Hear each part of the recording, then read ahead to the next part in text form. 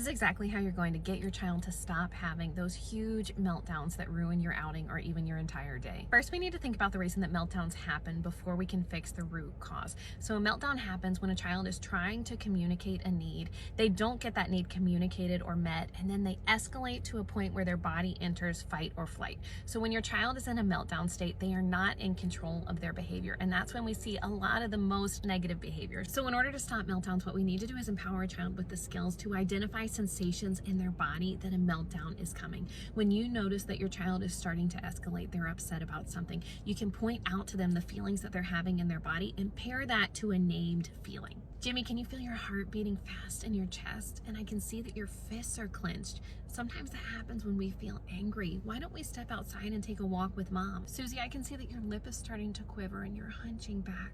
Sometimes we do that when we're sad. Do you want a hug? Teaching a kiddo to be in tune with sensations from their body helps keep them from escalating to a meltdown state where they're not in control.